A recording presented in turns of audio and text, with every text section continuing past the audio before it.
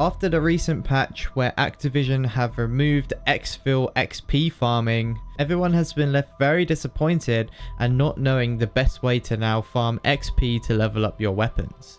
Well, I can now tell you that I have spent hours trying to figure out what the best XP method is for you, and it's not actually what you would think. In this video, I put two base level guns head to head to see which method is best and which gun I can level up more using these two different methods. Now, a lot of people keep raving on about the Outlast contract in Zombies, how it is the next best thing for XP farming and how it could actually be better than the original XP farming that everyone was doing.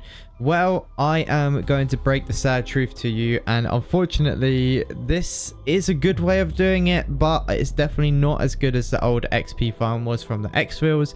And there's also another way which I personally think is a lot more fun to be doing, and you definitely get the same XP, if not a little bit more XP when doing this new method.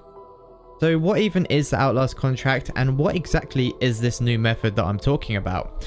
The Outlast contract is the one on the map that looks like a satellite, and essentially what this is, you'll have to activate a device called a PND. You will then need to stay in the vicinity of the device, so you can then let the progress bar go from 0 to 100. Now the trick is with this one is that you'll want to get the progress bar to around about 50% and hover in and out of the zones where it will increase the contract percentage and then lower it again.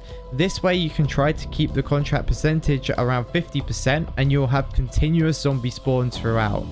By having it around 50%, it also means that you'll get the most zombie spawns possible, and it will allow you to farm the most XP that you can get. Now this is by far the best contract to be doing if you just want to sit in the same area and kill a bunch of zombies for XP. Now I would say that the spawns aren't quite as fast as the exfil strategy, but I do also have another strategy which we are now getting onto, which may actually be better than this one. And I personally think it is a lot more fun to do. Now the second method that we're getting onto isn't actually a method that I have seen many people talking about, and I don't think many people realize how much XP you can actually get by using this method. So what you're going to be doing for this next strategy is going around the map and collecting bounty contracts and completing them.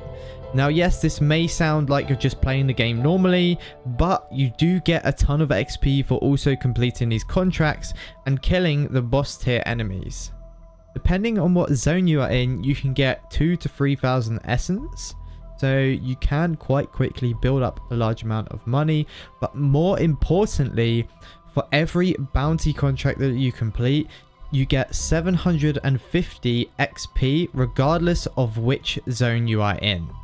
So with this idea, I really wanted to put these bounty contracts to the test and figure out exactly how much XP I can get during a playthrough and if it does compare to the Outlast contract that we've just done. So with this being said, I equipped the tier and I got to work. The first thing you'll want to do is equip any weapon upgrades that you do have available, as this will definitely come in handy whilst taking out the boss zombies whilst doing the bounty contracts. What you then want to do when you spawn into the game is look for a vehicle so you can use that to quickly drive between each bounty contract.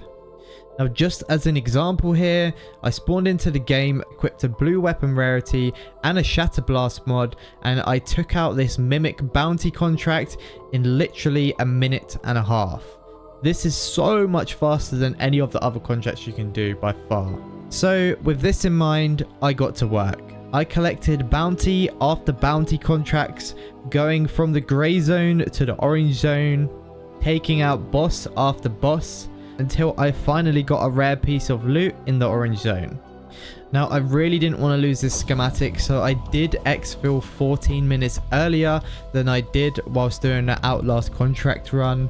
However, I still managed to get the gun basically to level 7.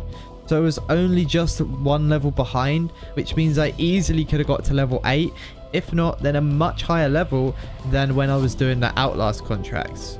So there's my conclusion. If you are currently looking for the best XP farming method, I would 100% recommend running bounty contracts, as these will give you slightly more XP than running the Outlast contracts and just getting bored sitting in a corner the whole time.